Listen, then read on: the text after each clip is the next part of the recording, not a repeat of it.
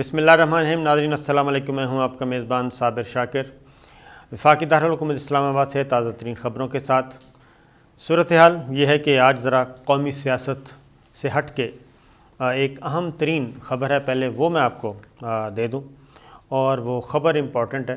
اور وہ اس لیے امپورٹنٹ ہے کہ پاکستان کا مفاد اس میں ہے۔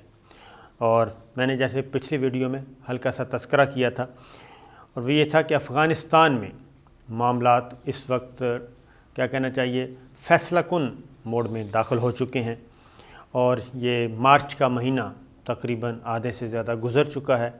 اور مئی جو ہے وہ قریب آ رہا ہے، اور 1 مئی کو چونکہ غیر ملکی افواج نے وہاں سے نکلنا ہے، جو کہ افغان طالبان اور امریکہ کے درمیان ایک امن معاہدہ ہوا تھا دوحہ میں۔ ماسکو میں ایک کانفرنس ہوئی، اور ماسکو میں افغان سمٹ، اور یہ اس کا اہتمام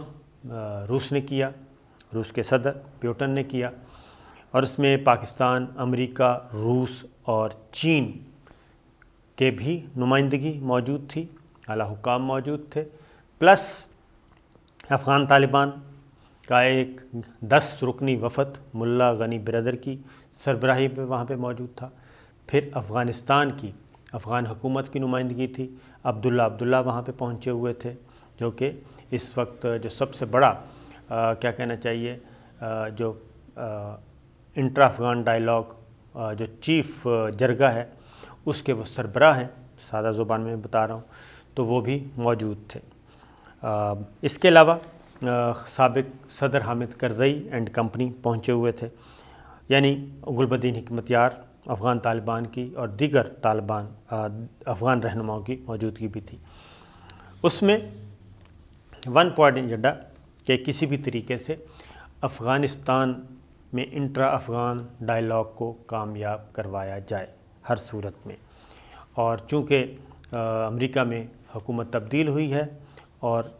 ٹرمپ کے زمانے میں اختلافات تھے تھوڑے بہت،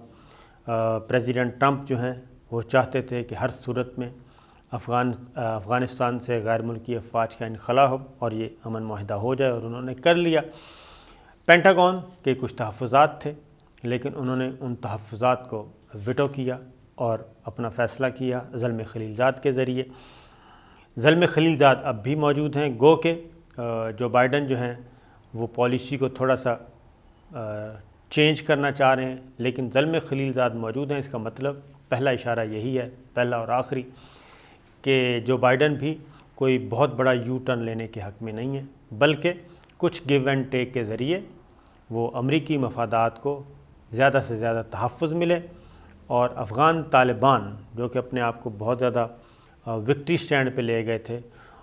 ان کی جو وکٹری ہے اس کو ذرا تھوڑا سا رنگ بے بھنگ ڈالا جائے، یہ ان کی ایک بنیادی سوچ ہے۔ لیکن جو وہاں پہ ماسکو میں جو مشترکہ اعلامیہ جاری ہوا وہ میں آپ کو بتا دیتا ہوں۔ ماسکو کے مذاکرات، انہوں نے کہا جس کا مقصد یہ ہے کہ یہ دوحہ میں جو امن معاہدہ ہوا ہے اس کو انڈورس کیا انہوں نے، اور انہوں نے کہا کہ اس پہ ہم ہر صورت میں عمل درآمد چاہتے ہیں، اور اس کو آگے بڑھانا چاہتے ہیں، انٹرا افغان ڈائیلاگ کی کامیابی چاہتے ہیں۔ اس کا مطلب بالکل 100% یہ ہے کہ اگر جب کہا جائے کہ دوحہ میں جو امن معاہدہ ہوا ہے اس پہ 100% عمل درآمد چاہتے ہیں، تو اس کا مطلب ہے کہ امریکہ کو ڈیلے نہیں کرنا چاہیے، بلکہ 1 مئی کی جو ڈیٹ ہے اس کو امپلیمنٹ کرنا چاہیے، اور اس سے پہلے غیر ملکی افواج افغانستان سے قبضہ ختم کریں اور وہاں سے نکل جائیں۔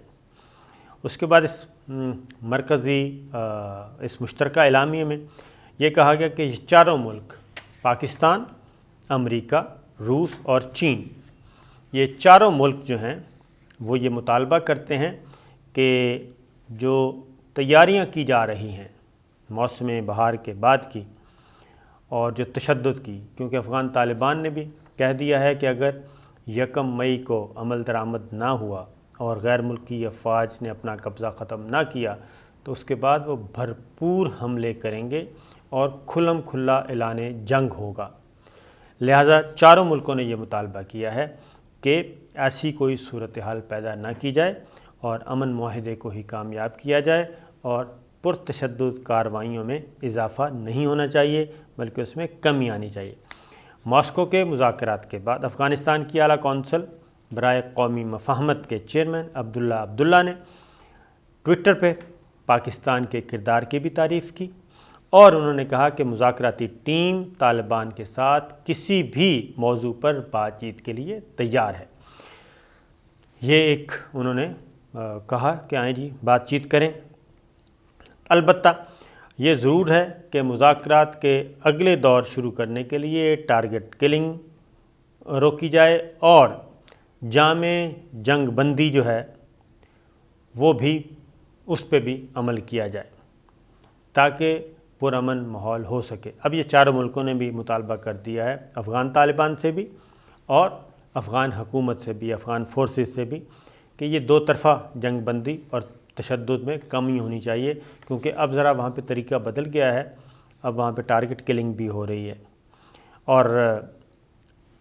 واشنگٹن اس پہ پہلے ذرا تھوڑا سا انہوں نے کہا تھا کہ یہ جو ماسکو کی افغان سمٹ ہے یہ کسی بھی صورت میں دوحہ سمٹ سے بہتر نہیں ہو سکتی، یہ اس سے بہتر فورم نہیں ہے۔ انہوں نے کہا تھا کہ اصل وہی ہیں، دوحائی مذاکرات جو ہیں اصل وہی فورم ہے ادھر نہیں، لیکن پھر وہ خود بھی اس میں شریک ہوئے۔ لیکن اس میں جو ایک اچھی بات وہ یہ ہے کہ اس میں انڈیا جو ہے وہ موجود نہیں تھا اور انڈیا کو کسی قسم کا کچھ نہیں ملا، ان کو شامل ہی نہیں کیا گیا، اور اسی لیے کہ اس میں پاکستان کے بھی تحفظات، چائنا کے بھی تحفظات، کیونکہ انڈیا کا افغانستان کی نہ سرحدیں ملتی ہیں نہ کچھ اور ملتا ہے، وہ فساد تو وہاں پہ کر سکتا ہے، کوئی مصالحت والا کام وہاں پہ ہو نہیں سکتا، اور سب سے زیادہ نقصان بھی انہی کو ہونا ہے۔ دوسری جانب ایک اور خبر وہ یہ ہے کہ امریکہ کے وزیر دفاع انڈیا کے دورے پر ہیں اور یہ اہم ترین وزٹ ہے، ان کا پہلا وزٹ ہے امریکی وزیر دفاع کا، لیکن اس میں جو مسائل پیدا کیے وہ کیے جو امریکہ کی کانگریس کی خارجہ کمیٹی کے چیئرمین اور اس کے ارکان نے۔ چیئرمین ہیں chairman senate committee Robert Mendes, انہوں نے ایک خط لکھا ہے امریکی وزیر دفاع کو آنے سے پہلے، انہوں نے خط لکھا، اور خارجہ امور کمیٹی کی چیئرمین شپ وہاں پہ بڑی امپورٹنٹ ہوتی ہے جی، پاکستان میں بھی یقیناً ہے، لیکن امریکہ کی وہاں پہ اسٹینڈنگ کمیٹی کیونکہ پارلیمانی سسٹم زیادہ مضبوط ہے، اور وہاں پہ اگر خارجہ امور کمیٹی کا چیئرمین امریکی وزیر دفاع کو خط لکھتا ہے تو اس کا مطلب ہے اٹ مینس کہ کچھ نہ کچھ گڑبڑ ہے۔ انہوں نے خط لکھا امریکی وزیر دفاع کو جب یہ آ رہے تھے انڈیا، اس سے پہلے انہوں نے کہا کہ امریکی وزیر خارجہ کو انڈیا کے ساتھ انڈیا کی سیاسی قیادت کے ساتھ بھی، انڈیا کی فوجی قیادت کے ساتھ بھی، اپنے ہم منصب کے ساتھ بھی یہ سوالات ضرور اٹھانے چاہیے اور شدید ترین تحفظات کا اظہار کرنا چاہیے کہ بھارت میں جمہوری اقدار کی پامالی کی جا رہی ہے، انسانی حقوق کی پامالی کی جا رہی ہے، سکھوں کے ساتھ، اقلیتوں کے ساتھ، مسلمانوں کے ساتھ، کشمیر میں سکھوں کے ساتھ ہندوستان میں ظلم و ستم کیا جا رہا ہے، اور پرامن مظاہروں پہ تشدد کا استعمال، مقبوضہ کشمیر کا خاص طور پہ ذکر، اور وہاں پہ یہ سارے موضوعات جو ہیں امریکی خارجہ امور کمیٹی کے چیئرمین نے امریکی وزیر دفاع سے کہا تھا کہ ان سب موضوعات کو اٹھانا چاہیے انڈیا کی لیڈرشپ کے سامنے اور شدید ترین تحفظات کا اظہار اور بہتری کا مطالبہ کرنا چاہیے۔ یہ ایک ایسی چیز تھی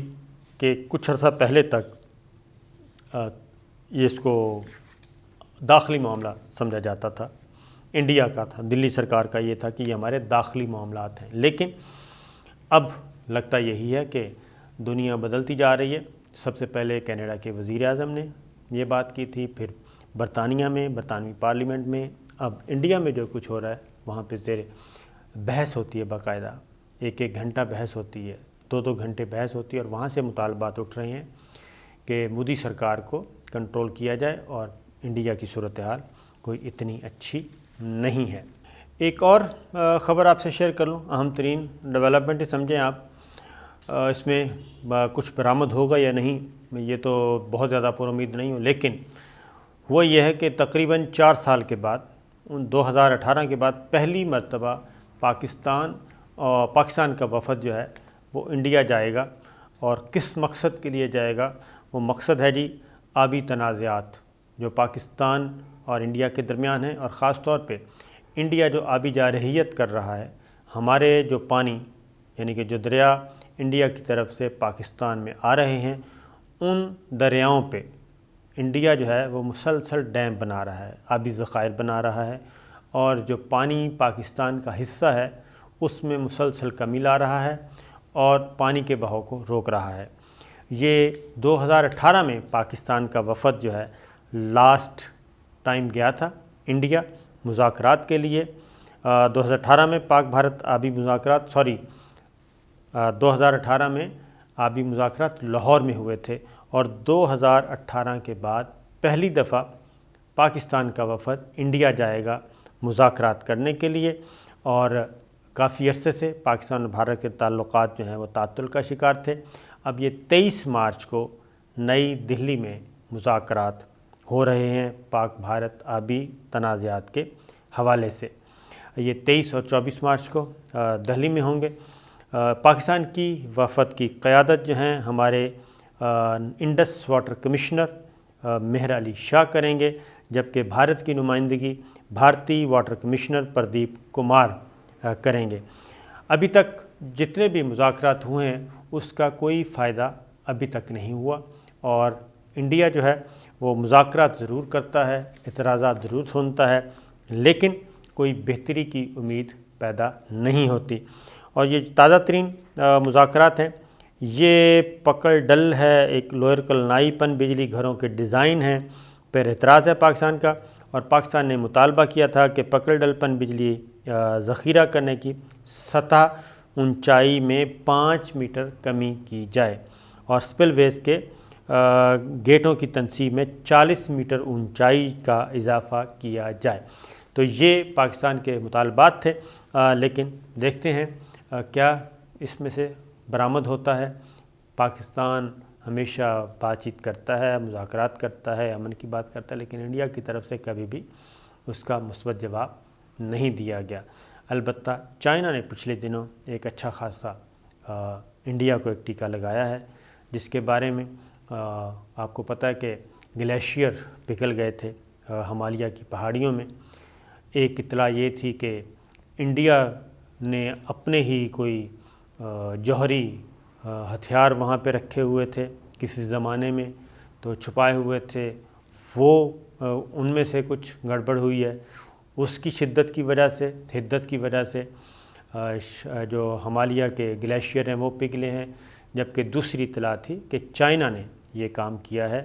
اور چائنا نے انڈیا کو تھوڑا سا سبق سکھایا ہے، اور زیادہ گمان یہی ہے کہ یہ چائنا کا ہی کوئی سرجیکل آپریشن تھا جو انہوں نے کیا، سرجیکل سٹرائک انڈیا پہ، اور اس کی وجہ سے وہاں کا ایک ڈیم اور بجلی گھر جو ہے وہ مکمل طور پہ تباہ ہو گیا تھا۔ تو یہ تھی کچھ خبریں میں نے کہا آپ سے شیئر کر لوں، اجازت دیجیے، اللہ حافظ۔